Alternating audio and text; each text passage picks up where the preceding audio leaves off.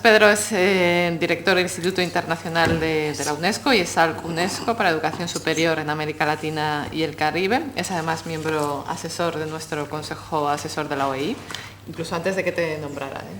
Sí, es verdad. Sí. Le queríamos en el equipo antes incluso de que reconocieran su talento. Él es además catedrático del Departamento de Ciencias Políticas y Sociales en la Universidad Pompeu Fabra, o sea que viene también del mundo académico, lo conoce bien. Es licenciado en Filosofía y Letras por la UAP. Es que lo tenía que decir porque como siempre estamos hablando de las STEMs, digo, bueno, pues es que hay gente que no venimos del mundo STEM, y así, bueno, sabemos algo de esto. Y es doctor en Filosofía y Ciencias en Educación por la UNED. Además ha tenido también cargos de responsabilidad en la universidad, ha sido vicerrector de Investigación y Metodología Educativa de la UOC, entre otras cosas. Así que, pues, encantada de contar contigo, Francis. Muchas gracias. En primer lugar, insistir de nuevo en agradecer, como ha hecho el rector Yuri, a la OEI, pues, esta amable invitación, que, como dije, es la segunda vez que me puedo intentar, en fin, promover el trabajo de la UNESCO en materia de educación superior en América Latina. Yo les dejé encima de la mesa algunos pequeños folletos. En primer lugar, un folleto descriptivo de lo que es ESALC, que así me ahorro explicarles lo que hacemos. Algo, digamos, importante igualmente, un folleto sobre nuestra revista especializada en educación superior. Y finalmente, dos de las cosas con las que mantengo un vínculo directo con el profesor Yuri, que son, por una parte, la declaración de la última CRES, donde la cuestión de los créditos aparece bien recensionada, y en segundo lugar, para su conocimiento y demás, toda la indicación de todos los volúmenes que se editaron como resultado de la CRES. Ni que decir tiene, luego al final de la presentación tendrán mis datos, si necesitan más información, pues nos lo dicen. Bueno, entonces, lo que nosotros en el ESALC intentamos hacer en materia de movilidad, lógicamente, es promoverla tanto como podemos. De hecho, en los próximos días 11 a 13 de julio vamos a celebrar en Buenos Aires una reunión de estados, por tanto de representantes gubernamentales, que esperamos conduzca a la aprobación definitiva del convenio regional sobre reconocimiento de títulos. Que tengamos el papel aprobado es un primer paso y es seguramente una buena noticia, pero eso no significa nada. El trabajo, de verdad, de hecho ya ha empezado, y los ejemplos que ha puesto sobre la mesa el profesor Yuri son indicación de que, en fin, un convenio puede ser interesante para los gobiernos, pero lo que cuenta en definitiva es el trabajo entre las instituciones, ¿no? Y ahí estaremos desde el ESALC para apoyar. Entonces, lo que traje hoy aquí es un poco lo que intentamos que el Instituto empiece a hacer con vistas al futuro, es decir, que cada vez que se toma un tema en el contexto de la región, América Latina y el Caribe para nosotros, en materia de educación superior, el ESALC se pueda promover junto a los restantes organismos como, por lo menos, un proponente de evidencias, por lo menos una lectura, digamos, crítica de los datos que informen el proceso de decisiones, ¿no? Entonces, cuando hablamos de movilidad académica, en el ESALC hemos creído que era importante poner encima de la mesa algunos datos que nos ayudan a entender la peculiar situación que vive la región, ¿no? En primer lugar, quizá el dato más importante es que la demanda de educación superior ha crecido en todo el mundo, esto lo sabemos perfectamente, y lo ha hecho también, aquí lo tienen en millones, en la región. La escala puede parecer distinta, estamos por encima de 220 millones de estudiantes de educación superior en el mundo y 27 de ellos están en nuestra región, en América Latina y el Caribe. Pero este orden de magnitud esconde algo que es quizá menos agradable, y es que así como la matriculación se ha incrementado en un 10% aproximadamente a escala mundial, las tasas de participación se han doblado, no son del 10, sino que son del 20. Esto es muy importante desde una perspectiva de equidad, Porque, claro, el hecho de que tengamos más estudiantes puede obedecer puramente a un fenómeno demográfico, es decir, de crecimiento del volumen de futuros estudiantes, del tamaño de las cohortes, pero lo que nos interesa también es que la tasa de participación y, por tanto, el porcentaje de cada cohorte que puede acceder efectivamente a la educación superior crezca.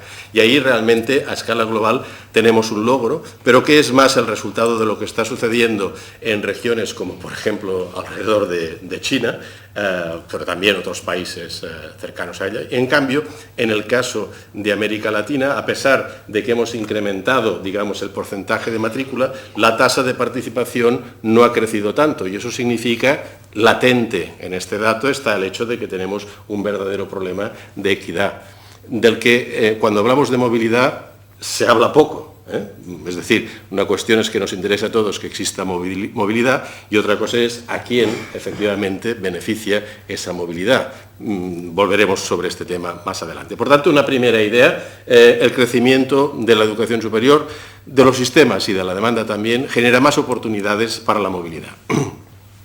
La movilidad, de todas maneras, no es solo función del volumen de estudiantes y del tamaño de los sistemas, sino que también es el resultado de fenómenos que están mucho más allá. Por ejemplo, aquí tienen de nuevo, entre 2012 y 2017, el porcentaje de estudiantes de educación superior que se ha trasladado en algún momento a otro país.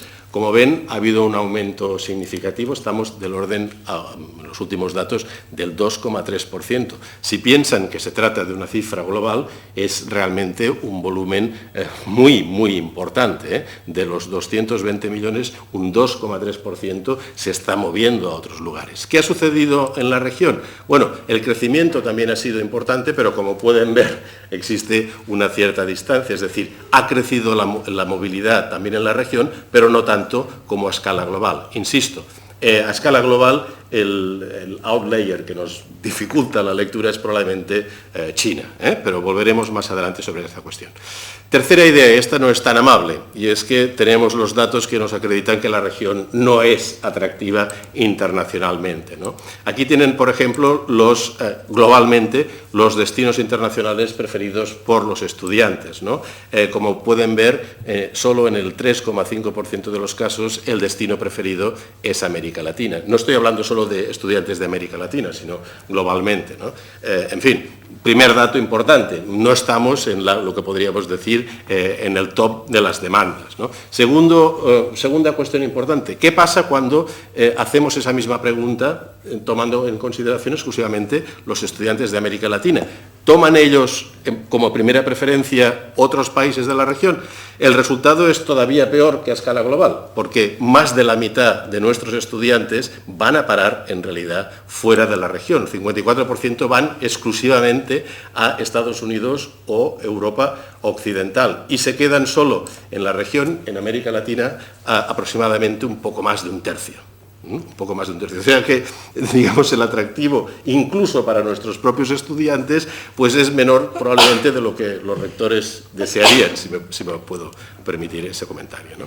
Entonces, también lo podemos ver desde otra perspectiva, intentando ver, bueno, dentro de lo que es, digamos, el atractivo que pueda tener los distintos sistemas o centros universitarios en la región, bueno, de dónde vienen los que somos capaces de atraer. Entonces, fíjense que esta cifra nos demuestra que, en realidad, la movilidad que se produce dentro de la región, los estudiantes que recibimos de otros países proceden mayoritariamente, prácticamente un poco más de 2/3, proceden en realidad de la propia región y, digamos, 2/3 son los que, en realidad, los estudiantes extranjeros que tenemos en centros universitarios de la región proceden un poco más de 2/3 de la propia región, pero eso no significa que la región sea el primer destino preferido, digamos, por nuestros propios estudiantes. Es decir, nos alimentamos de estudiantes de la propia región, fundamentalmente, y no conseguimos ser atractivos internacionalmente.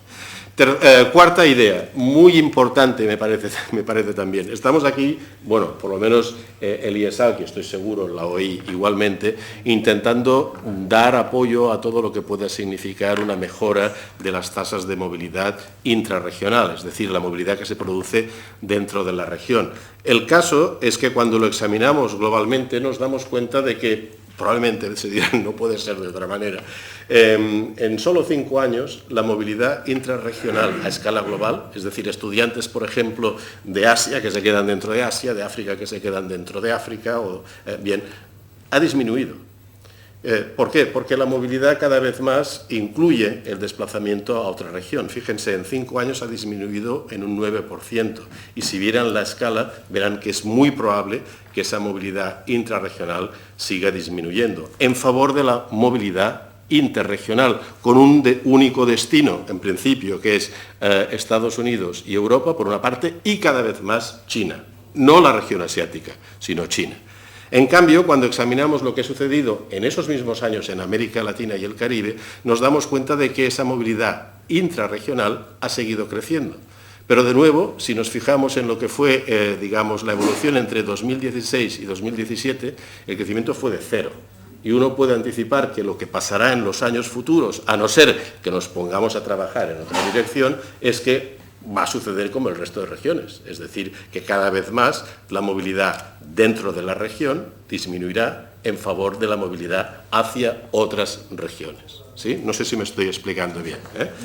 Cuarto, bueno, entonces, bien, como mínimo hemos dicho que la mitad de los estudiantes que tenemos en centros universitarios de América Latina y el Caribe proceden de América Latina, pero en realidad el atractivo, disculpen que hay un pequeño error, de los países es muy distinto. Miren, ahora vamos a entrar en un territorio un poco complicado. Yo creo que aquí está muy claro que el número de estudiantes extranjeros de largo va a parar a Argentina. Esto es un dato que muy probablemente ustedes ya sabían, pero tenemos otros destinos que con una magnitud, digamos, mucho menor. En realidad, fíjense, por ejemplo, México o Brasil, ¿verdad?, que uno podría presuponer que tendrían mayor atractivo. Fíjense, estamos hablando, Argentina recibe aproximadamente 3 veces más de estudiantes extranjeros de los que recibe México. Es impresionante como logro, ¿no? Pero hay una manera un tanto, digamos, más compleja de examinar esto, que es poner en relación este número de estudiantes que cada país recibe en relación a la matrícula propia. De manera que podemos ver, digamos, cuál es el esfuerzo relativo que el sistema hace. Eso es lo que llamamos la inbound, la movilidad hacia el interior, ¿verdad? Y la expresamos como porcentaje. Vemos este mismo número de estudiantes extranjeros como porcentaje de la población estudiantil del país. El resultado es muy distinto. Ahí, como pueden ver, de nuevo, digamos, Argentina está, digamos, muy arriba, en torno al 2,5% de su población estudiantil procede del extranjero, y esto es un logro innegable. Pero si toman otros países que típicamente no están en la fotografía cuando hablamos de movilidad académica, como por ejemplo República Dominicana, Costa Rica o Ecuador, se darán cuenta de que, a pesar de que las cifras absolutas son bajas, en términos relativos, digamos, la porción que esos estudiantes significa es muy importante. Y, por tanto, estos países, lógicamente, tienen que estar en el punto de mira. En cambio, fíjense, del otro lado, casos como México, Brasil o Colombia, es el caso, bueno, particularmente Colombia, es el caso de países con un potencial todavía, digamos, mucho mayor, en particular México y Brasil, ¿no? Si hay algo que no estoy explicando bien, pues... Disculpe. Exactamente. Exactamente, es decir, porque permitirían, sí, bastaría con que se colocaran al nivel, por ejemplo, de Ecuador, y eso les permitiría prácticamente triplicar el volumen de estudiantes que recibe. Yo creo que la explicación que hay detrás de esto es que no hay políticas, digamos, ni institucionales ni a escala estatal, digamos, destinadas a fomentar esa movilidad hacia adentro. Vamos a ver lo de, por favor, no duden, si hay alguna duda. Esos son los casos. Sí. ¿Está en el caso de Honduras? Sí. No 1.500, ¿esos 1.500 quiénes son? Bueno, no lo sé, pero está. Honduras si tiene un acuerdo, una de las universidades con Harvard, que hacen, por ejemplo, la parte médica, van y hacen un semestre ahí. Para enfermedades tropicales. Claro. Sí.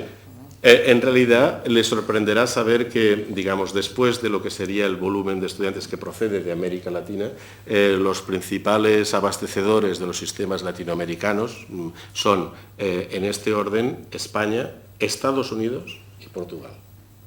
Por tanto, hay aquí un porcentaje importante. Luego, si quiere, le daré los datos de estudiantes que proceden, en realidad, de universidades españolas y también de universidades norteamericanas. La presencia de Portugal varía en función de los países. Es, lógicamente, muy grande en Brasil y menor en otros, pero es muy, muy importante. Si quieren los resultados en detalle, luego se los mando.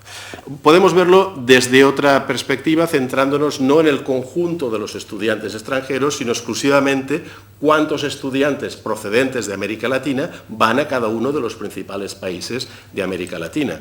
El resultado, de nuevo, en números absolutos, es aclaparador. Argentina, lógicamente, es el gran recepcionista desde este punto de vista. Fíjense que también hay, digamos, una cifra muy importante en Brasil, como probablemente no podía ser de otra manera, y también en República Dominicana, lo cual parece, de nuevo, digamos, algo sorprendente, por lo menos para mí, que soy ciertamente ignorante de las razones que esconden este atractivo. Pero, de nuevo, podemos verlo también en términos de porcentaje, y ahí queda claro, por ejemplo, que en realidad, dejando de lado los números absolutos, países como Chile, Colombia, Costa Rica o República Dominicana son países donde realmente el porcentaje de estudiantes latinoamericanos sobre el total de los estudiantes que recibe el país es extremadamente importante. Fíjese, en Chile está prácticamente alrededor del 90%, es decir, el 90% de los estudiantes que recibe el país proceden de América Latina. Cabría preguntarse hasta qué punto esto obedece a una política, digamos, activa para atraer talento, o más bien sencillamente se debe a otras razones probablemente vinculadas al contexto económico, ¿no? Bien, sexto, me faltan 3 ideas más y termino muy rápidamente. Bien. Los contextos y las políticas son muy distintos. Yo creo que en algunos países no existen políticas, pero sí existen contextos económicos más o menos favorables a la digamos, llamémosle movilidad académica, ¿no? Aquí tienen, por ejemplo, otra manera de expresarlo. ¿Cuántos estudiantes manda al extranjero cada uno de los principales países de la región, o de los países de los cuales tenemos datos? De nuevo, las cifras absolutas son impresionantes. Fíjense la paradoja en el caso argentino. Prácticamente apenas recibe aproximadamente el 10% de los estudiantes, apenas manda al extranjero el 10% de los estudiantes que recibe. Fíjense otro caso sorprendente, el de Brasil, con el esfuerzo enorme para enviar estudiantes al extranjero, y en cambio ellos reciben muy poco. De nuevo, esto son cifras absolutas y, claro, nos habla también del tamaño de la población estudiantil, ¿no? Quizás es más importante verlo en términos de porcentaje, es decir, en términos de esfuerzo relativo, ¿verdad? 4.630 estudiantes en el caso del Uruguay pueden parecer pocos estudiantes, pero si se fijan en lo que sería el porcentaje con respecto a la matrícula que tiene Uruguay, es realmente un esfuerzo titánico. Lo mismo sucede en el caso de Ecuador o de Honduras, donde las cifras pueden parecer bajas y, sin embargo, el esfuerzo que hay detrás es muy importante. Insisto, puede ser un esfuerzo político, puede ser un esfuerzo de las familias o de los individuos. Eso no lo sabemos, ¿de acuerdo? En cambio, la mala noticia para Argentina es que, lógicamente, la capacidad, en principio, de situarse en lo que sería el término medio significaría prácticamente triplicar el número de estudiantes que Argentina está mandando al extranjero, ¿no? Es decir, que hoy nos encontramos con un país que está a la cola, precisamente, en ese esfuerzo. Permítanme que lo veamos en el caso específico de los estudiantes de cada uno de los países que van a otros países de América Latina, y aquí tenemos de nuevo sorpresas, porque en cifras absolutas el país que más estudiantes envía a otros países de América Latina es Perú. Y fíjense que si ahora nos hacemos la pregunta, no en términos absolutos, sino en términos de qué porcentaje del total de estudiantes que se envía al extranjero se quedan en América Latina, como pueden ver, ahí, digamos, para todos los gustos. Es muy importante darse cuenta que en el caso de Uruguay, la inmensa mayoría de los estudiantes, más del 70% que salen al extranjero, se quedan en la región. Es el caso también, por ejemplo, de Perú o de Bolivia. Y, sin embargo, a partir de ahí, los restantes países ya solo envían estudiantes en proporciones inferiores a la mitad que se quedan en la región. El resto sale fuera, ¿no? Esto es muy importante y realmente no me atrevo a anticipar digamos, diferencias en términos de políticas públicas, porque creo que la explicación es probablemente multidimensional. Vamos ahí, disculpen que esto se... en definitiva, yo creo que, como ha dicho muy bien el profesor Yuri, es difícil hablar de un comportamiento homogéneo para toda la región. En realidad tenemos una multiplicidad de sistemas que conviven, digamos, probablemente como los vecinos en muchas escaleras, ¿no? Es decir, que se saludan en el ascensor y poco más, no salen a cenar conjuntamente, ni mucho menos, ¿no? Entonces, aquí tienen, por ejemplo, unas cifras que son muy interesantes, que son la diferencia entre, digamos, los estudiantes que uno envía fuera y los que recibe, ¿no? Tomando en consideración los que manda al extranjero y los que se quedan en la región. Aquí tienen, por ejemplo, como pueden ver, el saldo enormemente positivo de Argentina y el saldo negativo de países como Chile, Ecuador, Colombia o Brasil. ¿Eso qué significa? Significa que estos países están, digamos, mandando más estudiantes al extranjero de los que reciben. No es el caso de Argentina. Si nos referimos a esa misma cifra, tomando como consideración exclusivamente lo que sucede en América Latina, el panorama cambia un poco, en el sentido de que, de nuevo, Argentina continúa teniendo un saldo muy positivo, pero son otros países los que, de una u otra forma, tienen saldos negativos, ¿no? Y en este caso, en particular, se trata de Chile y de Ecuador, por ejemplo.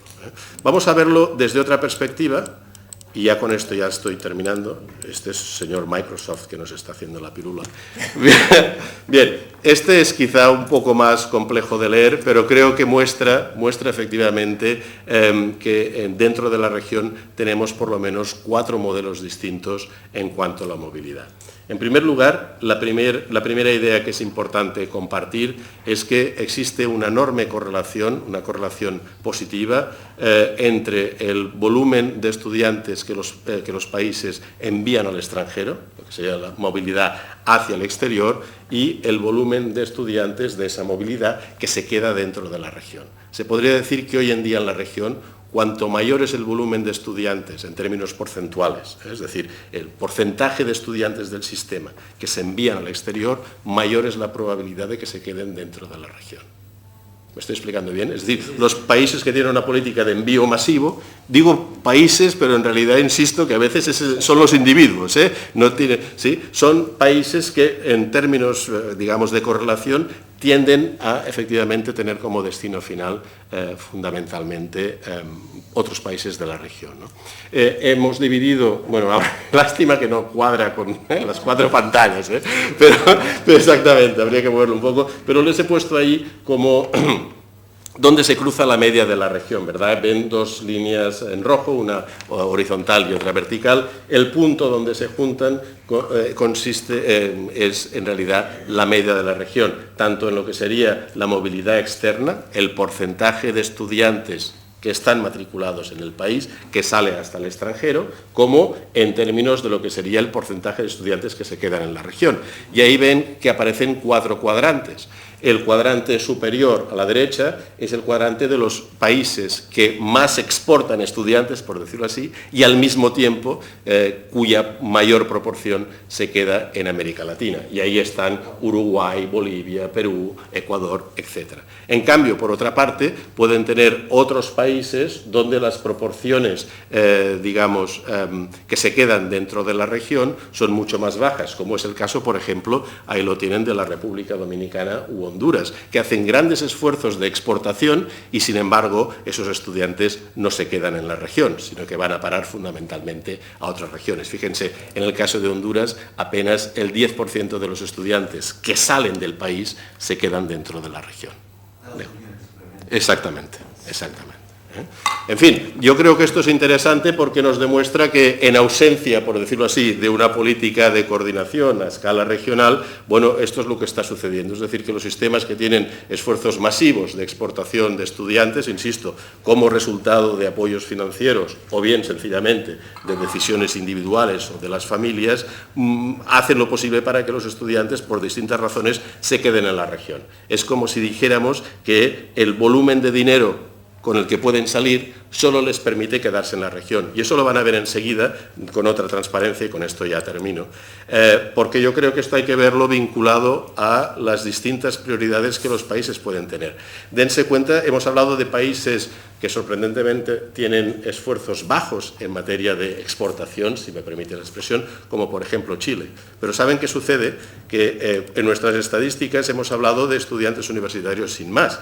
En el momento en que desagregamos estos estudiantes, nos damos cuenta de que países como Chile, México o Brasil establecen mucho mayor énfasis en la exportación de estudiantes de lo que serían en los niveles 7 y 8, que corresponden a los estudiantes de posgrado y de doctorado. Es decir, que las políticas que caracterizan Chile, Brasil o México son políticas probablemente muy selectivas, insisto, si se puede hablar de políticas, exactamente, son mucho más selectivas porque se concentran fundamentalmente en la salida al extranjero de estudiantes de posgrado y de doctorado. Muy probablemente también porque esos sistemas, en el conjunto de la región, son sistemas que ofrecen suficiente calidad para sus propios ciudadanos en los niveles por debajo de los estudios de posgrado. En definitiva, no les quiero marear más, yo creo que hubiera sido mejor tener esta presentación después de un café, seguramente, pero espero que la verdad les haya quedado claro. Por favor, Víctor. ¿Cómo consideramos que influye y atraviesa la dimensión de la actividad? Totalmente. Esa es la política. Exactamente. Argentina. Exactamente. Yo creo que ese constituye uno de los principales incentivos que explica el enorme atractivo que puede tener. Exactamente. Pero la gratuidad en dos sentidos. No solo que es gratuito a quienes vienen, sino que como tiene 100 años, es, desde el Perón en el 70, Desde 49. Sí. 49, tiene 70 años la gratuidad. Grupos sociales que todavía no han llegado a las universidades en estos otros países, por eso estos otros países quienes se gradúan tienen fondos porque son las clases sociales más altas. Exactamente. Aquí las clases sociales que van a la universidad, como es gratuita, es un mix de clase media baja, etc. Quería, sí, Un poco con relación a esta intervención que me parece muy interesante. Sí, yo creo que efectivamente a la hora de analizar estas cifras hay muchos factores. El que está claro es que que es un factor, por ejemplo, más instaurado en Europa, es que no existe una política regional de movilidad, efectivamente, ¿no? Modelo Erasmus u otro tipo. Y claro, los elementos que intervienen en todas estas cifras, casi cada uno de ellos puede ser una tesis. Por ejemplo, claro, se ha comentado, Uruguay exporta muchos estudiantes a Argentina, pero claro, Montevideo, Buenos Aires está a la vuelta de la esquina. Claro, un uruguayo, México, ya la cosa se complica más. Luego, la realidad geográfica yo creo que es importante. Y luego hay otro tema que parece interesante, ¿no? Y es que, claro, hablamos de movilidad como si hablamos de sistemas universitarios. Aquí habría que ver muchísimo la reputación de la universidad de un país. No es el sistema, sino la Universidad X o la Universidad Y, ¿no? Y eso también es importante desde mi punto de vista.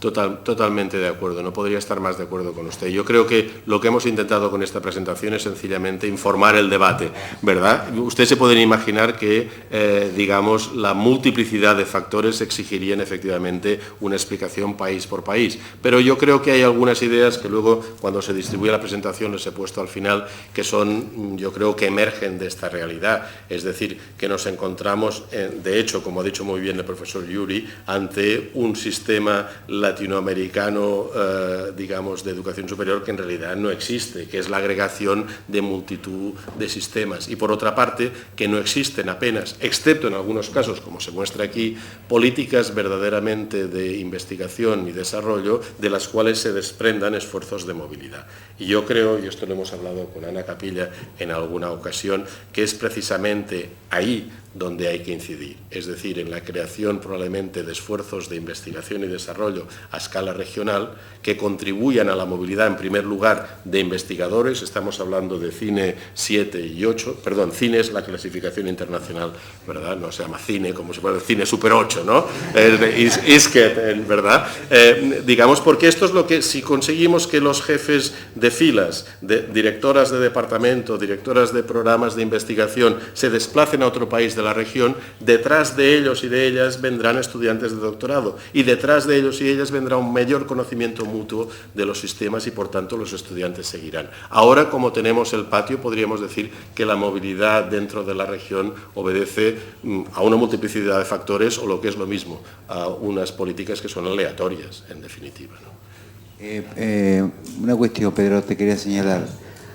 A mí me impactó bastante cuando estuve en México charlando sobre los posgrados, y era otro de los temas que tocaste vos, digamos, la posgraduación, que ellos tenían 3 niveles de posgraduación, mucha más cantidad de estudiantes de posgrado que nosotros, por ejemplo, 7.700, 7.800, nosotros estábamos tocando los 5.000 posgrados evaluados, y lo dividían en 3 niveles, digamos, un nivel de proyectos, otro nivel de programas consolidados y otro nivel internacionalización, o sea, mirando directamente hacia el exterior. Elemento absolutamente impensado, por ejemplo, en Argentina, digamos, sino que se toma como una inclusión, digamos, no solamente la gratuidad, sino el sistema de calidad. Y ellos dividían el sistema de calidad, digamos, porque de esos 7.300, solamente 1.500 eran evaluados, el sistema de calidad. El resto eran como una especie de posgrado para pobres, para decirlo de alguna manera, para aquellos que no podían pagar la matrícula. Y esos eran los que podían ir hacia el exterior. Hay una política también hacia el interior del país de reproducir las desigualdades, me parece, ¿no? Totalmente, yo estoy totalmente de acuerdo y creo, insisto, yo creo, no tengo todavía datos, pero esperamos que en los próximos 3 meses los tengamos, que nos hablan precisamente de hasta qué punto esta movilidad y los esfuerzos de esa movilidad vinculados a programas de calidad afectan exclusivamente a los estudiantes que pertenecen a los percentiles superiores en términos de extracción socioeconómica, ¿no? Por lo cual, disculpen que sea tan franco, ¿no? Pero las políticas de gratuidad, en definitiva, que tanto éxito están dando a las universidades argentinas en particular como polos de atracción de estudiantes, cabría ver cuáles son los beneficios que dan al propio país y a las propias instituciones, ¿no? Porque es posible que esos esfuerzos que deben invertirse en dar salida a las necesidades, digamos, de formación de estos estudiantes extranjeros, en realidad estén consumiendo recursos que irían a parar, ¿verdad?, a ayudas para los propios estudiantes del país, de manera que la atractividad a otros sectores, digamos, a otros percentiles, fuera mayor, ¿no? Entonces, yo creo que esta es una discusión para la cual yo no estoy ni mucho menos preparado, pero que habrá que tener en cuenta, es decir, el vínculo entre movilidad y equidad y el vínculo entre movilidad y consumo de recursos internos, ¿no?, que podrían destinarse a políticas de equidad. Si me permite... dos palabritas. Sí, es un factor que disminuye la movilidad latinoamericana, lo volvemos a repetir, que estuvimos hablando con los cubanos que la tienen con el acuerdo de Bolonia, del capitalismo y esas cosas, pero lo que dicen, lo que tenemos que copiar es el sistema de crédito y un Erasmus latinoamericano o iberoamericano. Si nosotros tenemos eso, vamos a tener muchísima más movilidad. En segundo lugar, les quiero decir que del sur de la Argentina hasta el norte de la Argentina hay 5.500 kilómetros, que es la distancia entre Madrid y los Urales. Así que la movilidad que ustedes tengan acá adentro es más o menos en toda Europa. Es como... Por eso comentaba que efectivamente analizar los datos, sí, sí. Que si Argentina recibe muchos uruguayos es normal, porque la distancia sí. geográfica es próxima. Pero tenemos... Claro, ya México, ya eso son palabras mayores, ¿no? No, al contrario, y cuando hablas de las universidades en particular, nosotros tenemos 100 años de experiencia de recibir latinoamericanos. O sea, las primeras universidades brasileras empiezan a comienzos del siglo XX. Pero los datos de ayer de la Universidad de Buenos Aires están a 200 millones de Shanghái, o sea, es muy atractiva para un entorno. Sí, nosotros estamos 500. No, estas cifras no están desagregadas dentro del sistema sobre privadas y públicas. No. Y ese es un punto muy claro, porque la falta de políticas lo que te deja claro es que lo que ordena la movilidad es el mercado, ya sea por los recursos que tengan los estudiantes que se mueven o por la oferta que haga el sector privado. A los que les gusta el fútbol en América Latina ven la Copa Libertadores y ven la publicidad de una universidad privada argentina que es receptora 90% de sus estudiantes de América Latina. Y un minuto de la Copa Libertadores no vale un minuto de la Champions League, pero es caro, es caro. O sea, si uno hace publicidad ahí es porque genera muchos recursos. Entonces, me parece que hay dos subcircuitos, digamos así.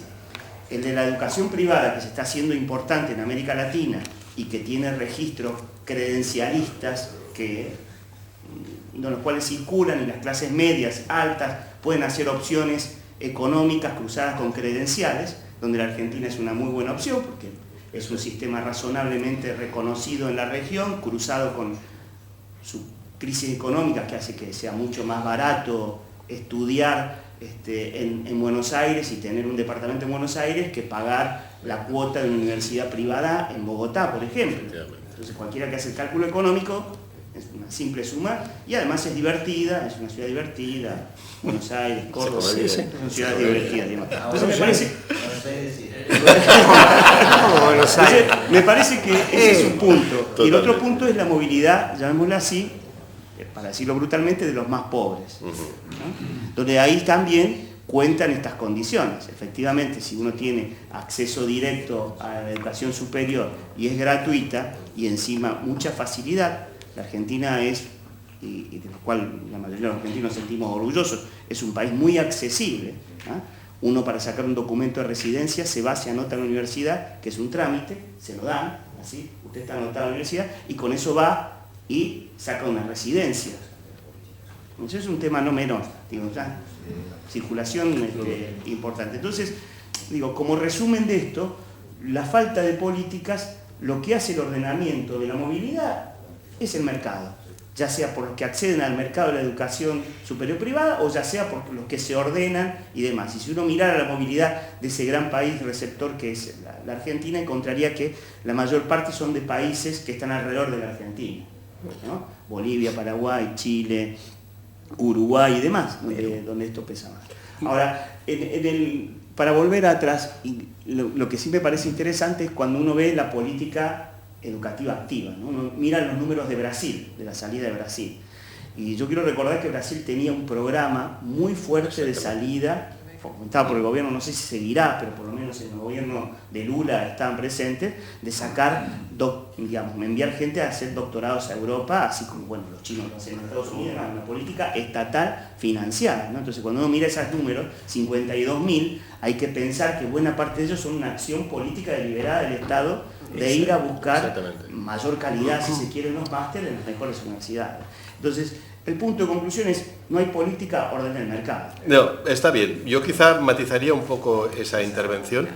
Sí, matizaría un poco esa intervención en el sentido de que los datos que hemos presentado aquí son datos que prácticamente no tienen ningún valor desde el punto de vista analítico. ¿Por qué? Porque somos todavía incapaces de hablar qué porcentajes de todas estas cifras que he estado mostrando corresponden a movilidad auspiciada por políticas públicas, es decir, que favorecen, por ejemplo, con apoyos financieros o con reducción de tasas, en fin. Nosotros es una de las dos líneas en las que vamos a seguir trabajando y no tendremos nada listo hasta enero del 2020, es decir, intentar poner en relación estas cifras con políticas públicas específicas. Y en segundo lugar, de nuevo, la cuestión que más nos preocupa a la UNESCO es que quizás colocar el énfasis en la movilidad como un valor per se nos hace olvidar, digamos, las implicaciones que esto tiene en términos de equidad. Y nosotros en la región tenemos una factura muy importante todavía en términos de equidad de acceso, ¿verdad? Y yo creo que necesitamos tener datos acerca de, bueno, estos estudiantes que realmente se desplazan fuera o dentro de la región, cuál es su extracción socioeconómica y qué tipo de políticas realmente les ayudan, ¿no? De nuevo, no tendremos nada en este sentido hasta el 2020. El texto escrito de esta ponencia se va a presentar en Buenos Aires el día 11 y estará disponible a través de, digamos, de nuestro sitio web. En cualquier caso, esta presentación, con lo bruta que es en el sentido estadístico, está desde ya a su disposición. Por favor.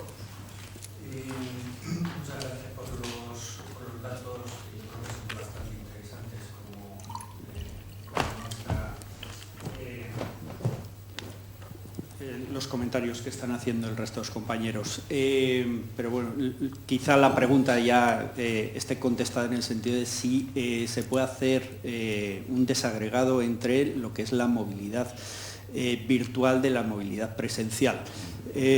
Nosotros somos una universidad con más de 35.000 estudiantes, 10.000 de los cuales una tercera parte son de América Latina.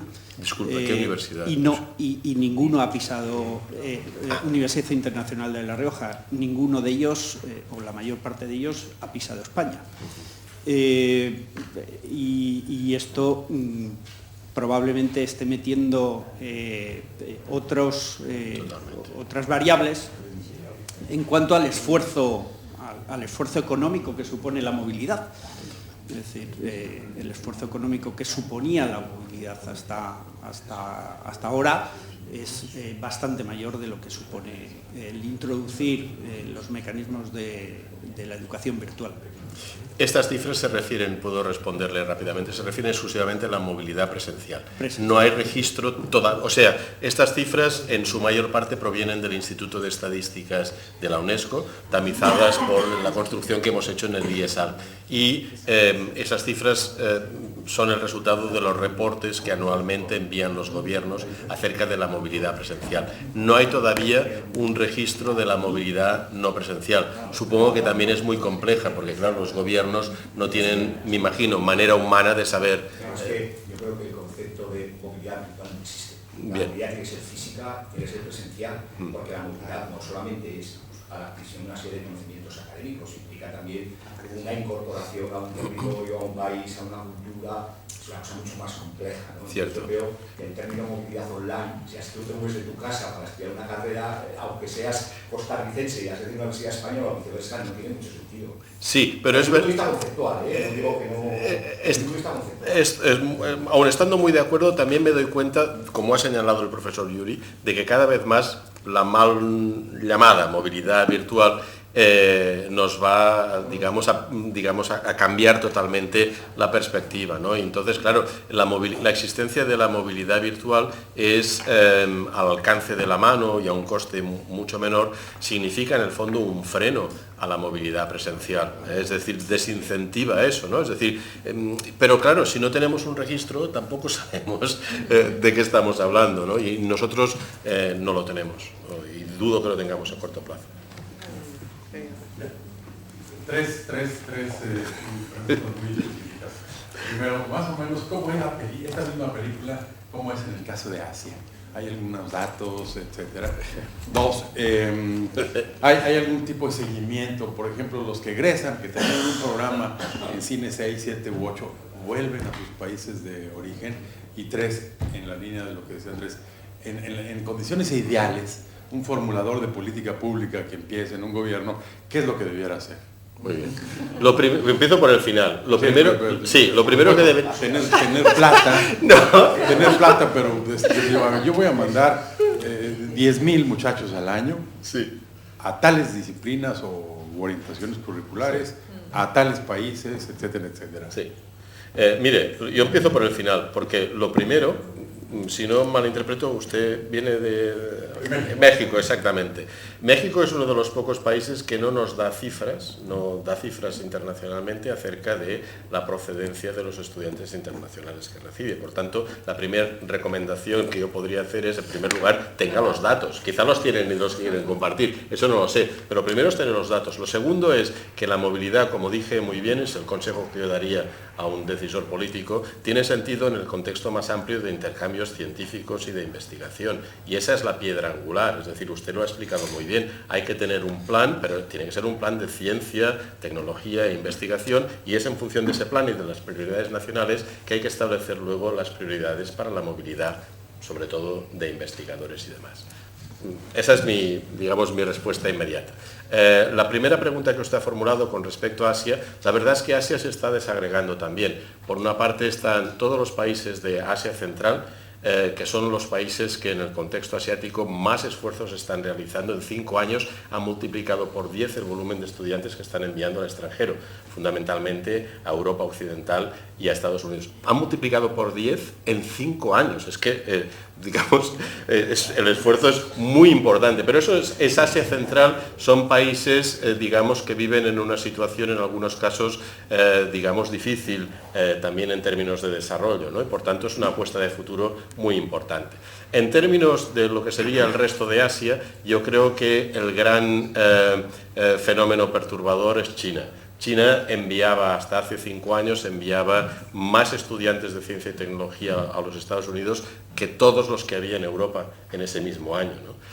Esto ya no es así. Hoy en día China está capitalizando esas inversiones que realizó tiempo atrás y se está convirtiendo en un polo de atracción, en parte porque los financia igualmente, es decir, un profesor universitario de ciencia y tecnología, de humanidades no lo creo, de ciencia y tecnología puede encontrar buenas oportunidades de investigación en universidades chinas con salarios muy competitivos, a la altura probablemente de los que se dan en el Reino Unido, en los Países Bajos y en algunas universidades de Estados Unidos. Por tanto, en el futuro es previsible que China, si me permite que haga un excursus, esto es una intuición que uno tiene, ¿no? Debe ser la parte más, en fin, menos científica, pero tengo la sensación de que China se va a acercar a América Latina, porque hay un potencial enorme en el fondo de talento y yo creo que harán esfuerzos para llevarse a más y más estudiantes. En mi vida anterior en la UNESCO tenía muchas oportunidades de viajar a África y era sorprendente, pues no sé, por ejemplo, desayunando en el hotel,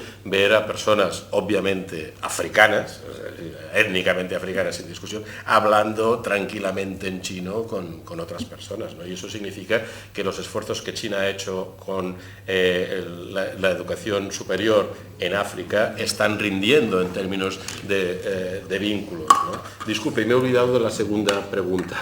Si hay algún seguimiento del No, retorno. esa es muy fácil. No lo hay, pero debería haberlo.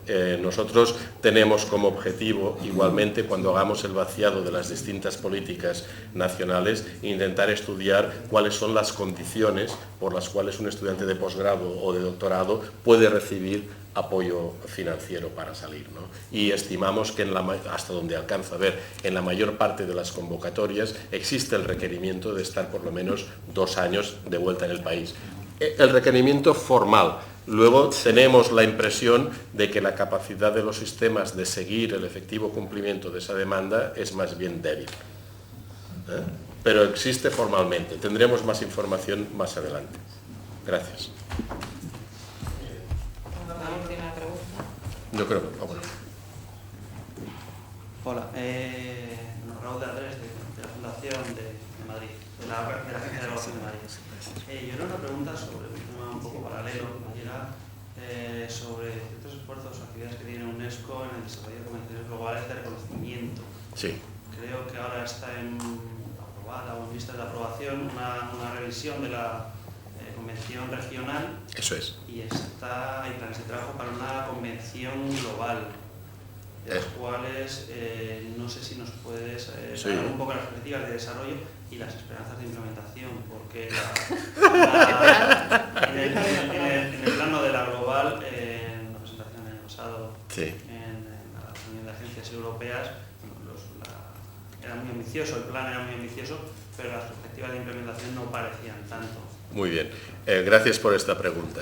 En principio, cada región tiene su convención regional y estamos ya en la segunda generación. La discusión que habrá en Buenos Aires entre el 11 y el 13 es precisamente para aprobar el segundo convenio, digamos, a escala regional. Parece ser que todo irá bien, aunque el punto más difícil a escala regional es que algunos países, en particular Brasil, pero otros también, consideran que se establece un vínculo automático entre el reconocimiento de una titulación universitaria y la capacidad de poder ejercer en esa profesión exactamente en Brasil, contra lo cual, digamos, en fin, no están de acuerdo. Pero a mi juicio la convención no sugiere nada de eso, es decir, son dos procesos, uno es un proceso académico y el otro es un proceso efectivamente profesional o a veces controlado por los colegios profesionales, ¿no? En definitiva, bueno, estamos en el segundo ciclo y por vez primera vamos a tener una convención global que, si todo va bien, aprobará la Conferencia General de la UNESCO el próximo mes de noviembre.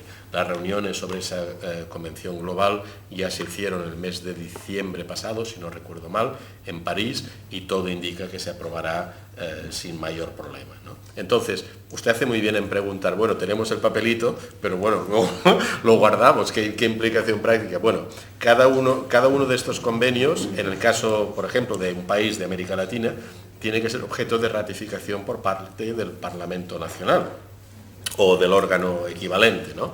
Entonces, eso significa que, por ejemplo, vuelvo al caso de Argentina, o cualquiera de los países que están aquí, incluso España, tendrán que ratificar 2 convenciones a escala parlamentaria. Eso, ni que decir tiene, que lleva tiempo. No sé si en algunos casos pueden ser más de 5 años, porque el orden de prioridad que los parlamentos otorgan a esta cuestión es variable en función de su interés económico por la cuestión del reconocimiento de títulos. Cuando uno exporta talento, exacto, tiene mucho interés en que se reconozca la titulación. Cuando uno importa, pues bueno, quizás no le importe tanto, ¿no? Entonces, nuestra experiencia es que, y en eso espero que el instituto que dirijo, conjuntamente con otras organizaciones, digamos, hagamos lo posible para incentivar, ayudar, en fin, convertirnos en la gota malaya, digamos, que ayude a los gobiernos a ver la importancia de ratificar ese convenio, porque en sí la aprobación el mes de noviembre no significa nada. Mientras los parlamentos no lo aprueben, no puede entrar en vigor en los correspondientes territorios, ¿no? Y eso puede llevarnos años. En definitiva, no quiero dar una visión pesimista. Nos llevará años, pero lo tendremos, ¿eh? Lo tendremos. Lo único que pasa es que, bueno, las cosas de Palacio van despacio. ¿Es verdad? Sí, rector. Sí, por favor. Sí, 2 o 3 cositas. Con respecto a esto,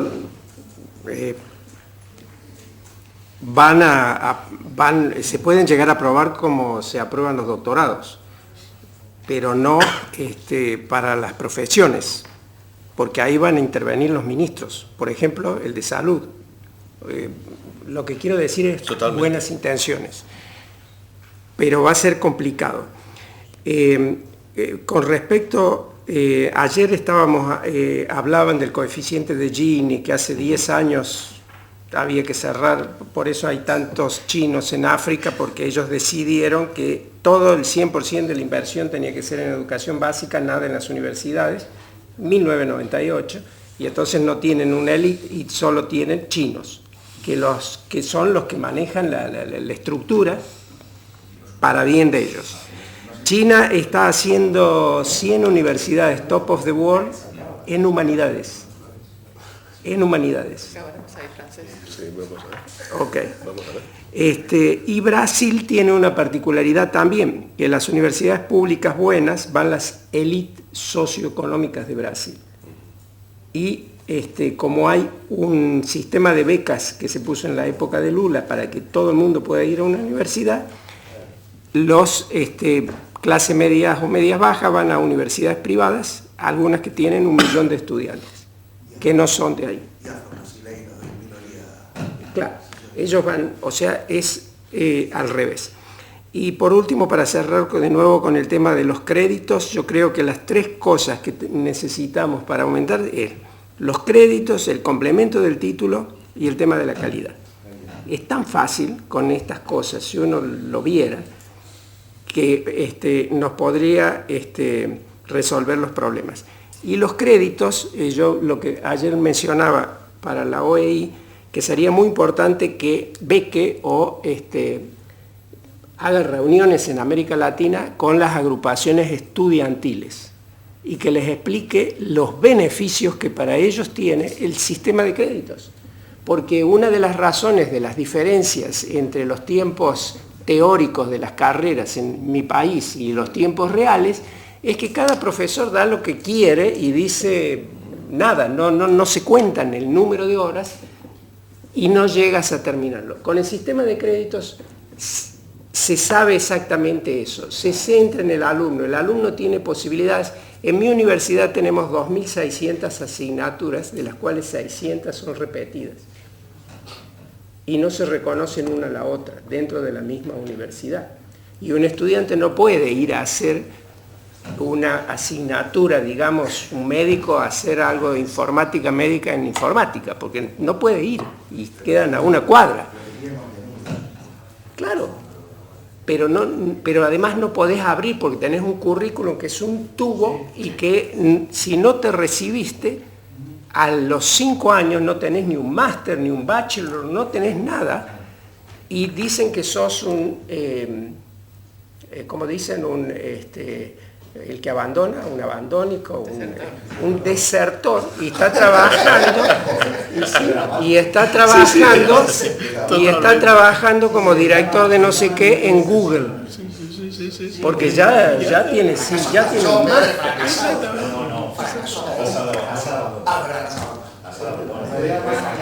En la educación primaria, fracaso escolar.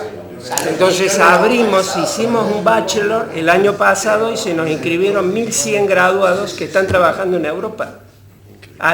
Muchos profesores universitarios pidieron ese bachelor porque dicen, nunca lo tuvimos. En Estados Unidos es mucho más fácil. Van y dicen, ¿cuántos años tiene? 1, 2, 3, bueno, está en el nivel de máster. Pero acá no te lo permiten. Y allá tampoco, y el problema de la movilidad en América Latina también es que hacen la movilidad pero no tienen reconocimiento. La mayoría de esa movilidad en Argentina no es una movilidad, es ir y establecerse y hacer toda la carrera ahí. Sí, pues muchas gracias a los dos ponentes. Es cierto, como decía el rector ahora, que bueno, cuando llegas y te tienes que enfrentar, pues como a Francés y a mí nos ha pasado, que tienes que desarrollar proyectos y tal, los datos te ayudan, pero te das cuenta de que te faltan más. Exactamente. Y de hecho es las cuestiones en que estamos de acuerdo en que tenemos que trabajar más. UNESCO y OEI están juntas en la red Índices, de donde salieron los datos que ayer vimos en el informe diagnóstico, donde estamos con las oficinas de estadística de los ministerios de la región. Y lo que le hemos pedido es más datos expresamente de movilidad e internacionalización, porque nos interesa saber exactamente cómo de largas son esas movilidades. Probablemente en Argentina efectivamente se trasladen para estudiar toda la carrera y bueno, yo en mi último viaje en la Universidad de La Matanza tenían problemas con los estudiantes de medicina brasileños, que vienen porque efectivamente la gratuidad les compensa pagarse el apartamento. Creo que además había un paquete de apartamento en Puerto Madero más estudiante de medicina. Yo estaba por ir a cogerlo, porque la verdad, solo por el apartamento ya me parecía que merecía la pena. En los otros casos es interesante saber si son movilidades largas o no, porque ahí los créditos van a ayudar, evidentemente. Una movilidad corta se la pueden permitir más estudiantes, pero si a cambio tienes el reconocimiento. Entonces va a ser un salto importante en la región una vez que lo consigamos, y efectivamente es importante contar con el apoyo de los estudiantes. Por eso también tenemos aquí representantes estudiantiles para que hagan también ese trabajo de concienciación y demás. Pero nos falta finura en los datos y nos faltan muchos más datos para ver completo. Es cierto, por ejemplo, en Honduras nosotros el programa Paulo Freire Plus lo hacemos conjuntamente con el programa de becas presidenciales Honduras 2020, que tienen para grado, tienen sobre todo máster y doctorado. Nosotros vamos a gestionar las de doctorado y las vamos a lanzar con nuestro Paulo Freire Plus, y tienen condicionalidad de vuelta. Pero bueno, Carla nos va a contar que la vuelta a veces es complicada, porque efectivamente los países no tienen luego capacidad para absorber pues esos perfiles que se han formado fuera. Bueno, pues como veis, muchos temas interesantes sobre la mesa. Vamos a hacer una pausa café. Vamos a intentar seguir